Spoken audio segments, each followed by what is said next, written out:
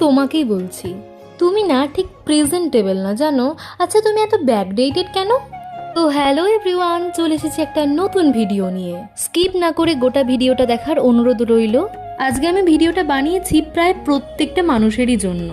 সালটা তখন 2020 কিংবা 21। তখন আমার বয়সটাও বেশ একটু অল্পই ছিল, ওই 15 কিংবা 16। বয়ঃসন্ধিকালের ধর্মরক্ষার্থে আমার মুখেও বেরোলো অনেক পিম্পল। এক্ষেত্রে কষ্ট হওয়াটা স্বাভাবিক, তবে উপরি পাওনা হিসেবে এলো সমাজের কিছু মানুষের কটাক্ষ।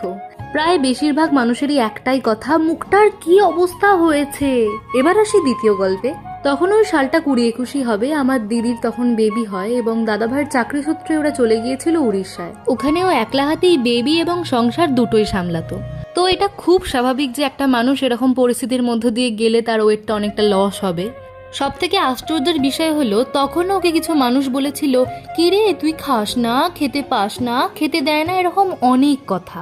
আবার আমি এরকমও দেখেছি কিছু মহিলা মা হওয়ার পর অনেকটা ওয়েট গেইন করে ফেলে, সেখানেও কিছু মানুষের প্রবল আপত্তি। একটা কথা আজকে শেয়ার করছি, যেহেতু সেই সময় আমার বয়সটা অনেকটাই অল্প ছিল, তাই মানুষের কটাক্ষের হাত থেকে বাঁচার জন্য জানো আমি অল টাইম মাস্ক পরে থাকতাম।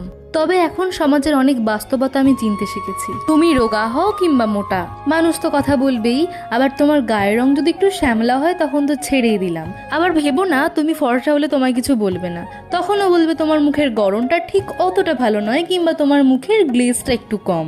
শুধুমাত্র সমাজের মানুষ না, তোমার হয়তো কোনো বন্ধু বা তোমার কোনো নিকট আত্মীয়, হয়তো অনেক দিন পর তাদের সাথে দেখা হলো, তারা অনেকেই এরকম ধরনের কথাগুলো দিয়ে শুরু করে, তোর সব চুল তো উঠে গেছে, এত রোগা বা এত মোটা হয়ে গেছিস, ও বাবা তোর মুখে কত পিম্পল হয়েছে।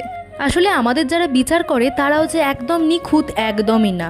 আসলে আমরা সকলে মানুষ, তাই আমাদের খুঁত থাকবেই। আর সত্যি বলতে ওই সমস্ত ছোট লোক, অশিক্ষিত মানুষের প্রধান কাজই হলো তোমার দুর্বল জায়গায় আঘাত করা। তাই আমি একটা কথাই বলবো, ওই সমস্ত ফালতু মানুষের কথায় নিজের মনোবল না ভেঙে তাদেরকে একটা স্যাভেজ উত্তর দিয়ে তাদের দুর্বল জায়গাগুলোকে ভালো করে হাইলাইট করে দেবে। কারণ যেমন কুকুর তেমন মুগুর। তাই সর্বপ্রথম নিজেকে নিজে ভালোবাসতে হবে বন্ধু, কারণ বিপদে পড়লে তুমি ছাড়া তোমার পাশে থাকা লোক খুব কম। সাজতেও আমি যেমন ভালোবাসি, খুঁতে ভরা আমিটাকেও আমি ভীষণ ভালোবাসি, কারণ আমার আমি ভীষণ দামি। ফালতু লোকের কথায় একদম কষ্ট পেও না, কারণ তুমিও ভীষণ সুন্দর।